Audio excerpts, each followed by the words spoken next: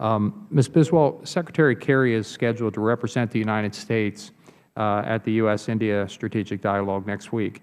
As you are aware, in the past, this dialogue has faced some challenges. Can you tell us what issues Secretary Kerry plans to discuss and how the administration will use this opportunity to engage with the new Modi administration on longstanding challenges in our trade and security relationship? Thank you, Mr. Chairman. We do see a very important opportunity in the strategic dialogue, which will take place in New Delhi next week, to be able to relaunch the relationship and also put some extraordinary focus on some of the key opportunities, certainly the economic relationship and reinvigorating the trade and investment, looking at some of those issues, but also looking at energy cooperation, including civil nuclear energy, looking at the security relationship and counterterrorism, and then we will have a visit shortly thereafter by Secretary Hagel to look at the defense relationship and also put some emphasis on where we want to go together in that aspect of the relationship. We also see a tremendous opportunity to engage with India on the region and looking at the transition in Afghanistan, looking at the broader Asia landscape, the relationship and the trilateral dialogue that we have with Japan, and to focus on all of the different aspects of the U.S.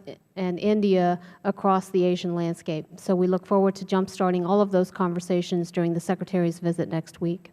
Thank you very much. Let me follow up, Ms. Biswal, on another issue. New Delhi has given Russia's aggression in Crimea implicit approval and strongly opposed sanctions on Moscow, calling Moscow's interest in Crimea legitimate.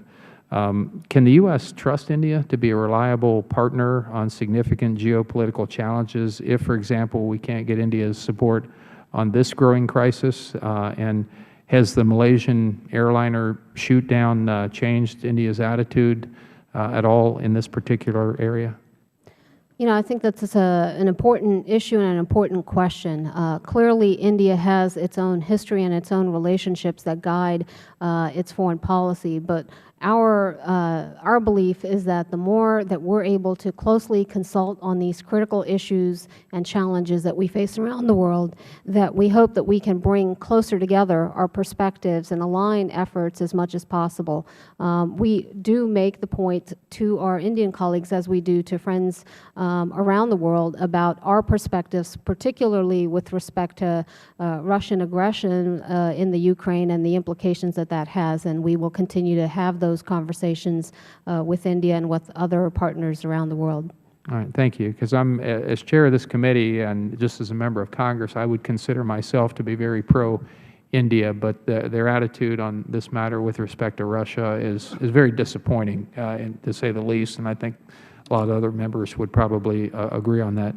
Mr. Coomer, let me turn to you now. I've only got a minute and a half approximately left, but the High Technology Cooperation Group, chaired by the Department of Commerce, is dedicated to promoting and facilitating bilateral high technology commerce. Still, many U.S. businesses are facing severe barriers such as patent revocations and compulsory licenses and copyright piracy and local manufacturing requirements, as I mentioned in my opening remarks. Has the Department of Commerce used this forum to address any of these issues to date, and then could you comment in general on those issues?